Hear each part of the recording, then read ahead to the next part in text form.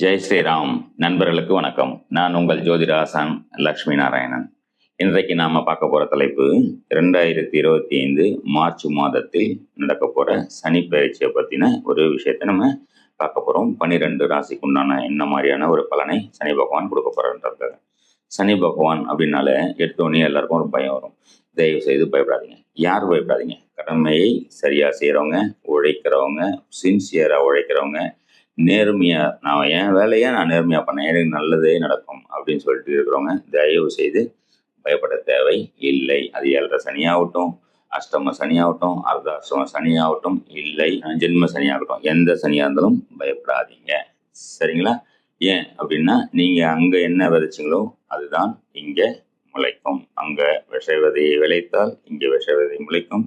அங்க நல்ல விதையை விதைச்சா இங்கே நல்ல விதை தான் கண்டிப்பாக முளைக்கும். சனி பகவான் ஒரு சின்ன விஷயம் ஞாபகம் வச்சுக்கிறேன், நான் உங்களுக்கு சொல்றேன். சனி பகவானுக்கு 3 நட்சத்திரங்கள். 1 பூச நட்சத்திரம், பிரகஸ்பதி பிறந்திருக்கார், அரச மரம் பிறந்திருக்கு. அனுஷ நட்சத்திரம், தாமரை மலர், மகாலட்சுமி பிறந்திருக்காங்க, மகிழ மரம் சொல்லியிருக்காங்க. உத்திரட்டாதி நட்சத்திரம், பசுமாடு, காமதேனு, வேப்ப மரம் பிறந்திருக்கு. அப்போ உலக சேமத்திற்காக தன்னுடைய நட்சத்திரத்துல எவ்வளவு பெரியவங்களை பிறக்க வச்சிருக்காரு, எவ்வளவு நல்ல விஷயங்களை பிரபஞ்சத்துக்காக கொடுத்திருக்காரு அப்படின்றத நம்ம பார்க்கணும். அப்போ நான் என்னுடைய குடும்பம் இல்லாம பிரபஞ்ச நன்மைக்காகவும் யார் ஒருத்தர் நல்லது பண்றாங்களோ சனி பகவான் ஃப்ரெண்ட் ஆயிடுவாருங்க. எப்படி ஃப்ரெண்ட் ஆயிடுவாரு? அம்மா மாதிரி ஆயிடுவாரு. காக்கைக்கு தன் குஞ்சு பொன் குஞ்சு. காக்கை கூட்டில் குயில் வந்து முட்டை போட்டாலும் என்ன நடக்கும்? புரிஞ்ச உடனே தன்னை போலவே தான் குஞ்சை போலவே அதுவும் கருப்பா இருக்கு. அப்ப தான் குஞ்சு நினைச்சு என்ன பண்ணுமா? உணவு கொடுக்குமா. அப்போ தன்னை போல் யார் இருந்தாலும், தன்னை போல் நினைச்சது கருப்பா இல்ல, உழைப்பாளியாக சின்சியரா வேலை செய்யறவங்க யார் இருந்தாலும் காக்கை அப்படிங்கிற சனி பகவான் வாகனம் எப்படி தன் குஞ்சு பொன் குஞ்சை போல் வேறு ஒருவருடைய குழந்தையா இருந்தாலும் பார்த்துக்குதோ அந்த மாதிரி நம்மளே பார்த்துப்பாங்க. காக்கைக்கு ஏன் சாப்பாடு வைக்கணும் தெரியுமா? சனி பகவான் வாகனத்துக்கு. காக்கை தன்னுடைய வாழ்நாளில் தன்னுடைய ஆயுஷ்ல 65,000 விதைகளை விதைக்கிறாங்க. இங்கே சாப்பிட்ற பழம் வேப்ப மரத்தை சாப்பிடுது, அரச மரத்தை சாப்பிடுது, அரசம் பழத்தை சாப்பிடுது, ஆலம் பழத்தை சாப்பிடுது, எதை போட்டாலும் சாப்பிடுது. இங்க இருக்கிற என்ன குப்பையா இருந்தாலும் எடுத்து சாப்பிடுது, கிளீன் பண்ணுது, எல்லா விதையும் சாப்பிடுது, எல்லா பழத்தையும் சாப்பிடுது. இங்கே சாப்பிட்டு ஏதோ ஒரு இடத்துல போயிட்டு எச்சம் போடும்போது இங்கே சாப்பிட்ட அந்த விதை முளைப்பதற்கு வயிற்றுல பக்குவப்பட்டு எச்சம் மூலியமா அங்க விதைதுங்க, முளைக்குதுங்க. அங்க விதைச்சு எவ்வளோ ஒரு நல்ல விஷயம் பண்ணுது காக்கை. பார்த்தீங்களா? எவ்வளோ மரங்கள் விளையுது. யார் போய் நட்டாங்க காட்டில்?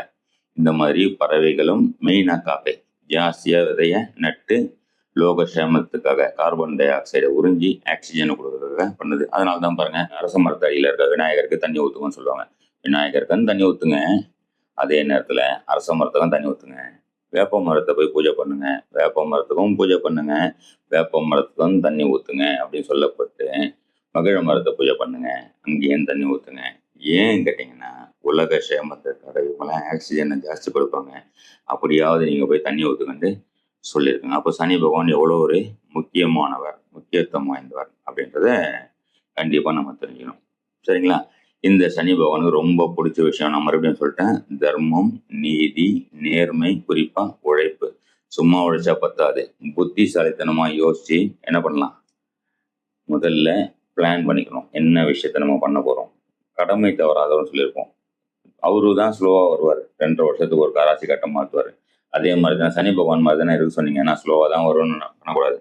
நம்மளுடைய நேரத்தை வீணாக்காம முன்கூட்டியே திட்டமிட்டு என்ன செய்யணும் என்ன செய்யக்கூடாதுன்றத முடிவு பண்ணி நம்ம விஷயத்த கடமை தராம காலம் தவறாம ஒரு விஷயத்த செஞ்சு முடிக்கும் போது கண்டிப்பாக இந்த தவறான ஒரு இடத்துல, அதாவது அஷ்டம சனி, அர்த்தாஷ்டம சனி, ஜென்ம சனி, 7.5 சனி சொல்ற அந்த தாக்கத்துல இருந்து விடுபடுறதுக்கு ஒரு ராசிக்கும் எந்த மாதிரியான ஒரு பலனை தரும், இதுல இருந்து நம்ம தப்பிச்சுக்கிறதுக்கு எந்த மாதிரியான பரிகாரங்கள் செஞ்சு. பரிகாரம் செஞ்சா சும்மா போயிட்டு எங்கேயோ ஒரு பரிகாரம் கிடையாதுங்க.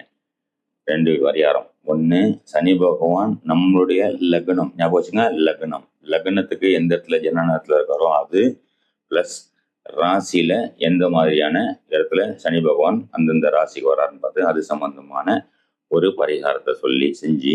பரிகாரம் போது சும்மா கோயிலில் போய் பூஜை பண்றது ஒரு பரிகாரம், ஆன்மீக பரிகாரம் சொல்றோம். அப்போ சனி பகவானுடைய எந்த ஆளுக இருப்பாங்க இல்லையா, உயிர் காரகத்துவம் சொல்லுவோம் இல்லையா, அவங்களுக்கு உணவை கொடுத்து அவங்கள சந்தோஷப்படுத்துறது, அந்த ஆத்மாவை சந்தோஷப்படுத்துறது.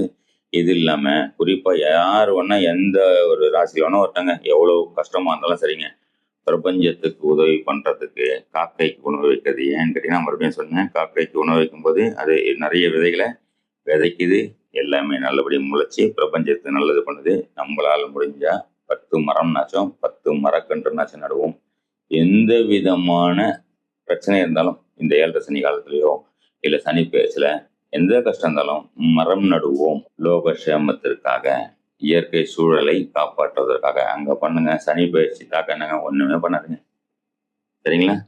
இந்த விஷயத்த நம்ம ஞாபகம் வச்சுக்குவோம். அடுத்தடுத்து வர வீடியோவில் தனித்தனியாக ஒரு ராசிக்கும் 12 ராசிக்கும் மேஷம் முதல் மீனம் வரை உள்ள ராசிகளுக்கு உண்டான தனித்தனி பலனாகவும் பரிகாரமாகவும் நான் உங்களுக்கு கொடுக்கலான் இருக்கேன். நம்ம வீடியோவை சப்ஸ்கிரைப் பண்ணி வச்சுக்கிறேங்க. வரும் அடுத்தடுத்த நாளில் உங்களுக்கு தனித்தனி வீடியோவை நான் தரலான் இருக்கேன். நன்றி, வணக்கம். ஜெய் ஸ்ரீராம்.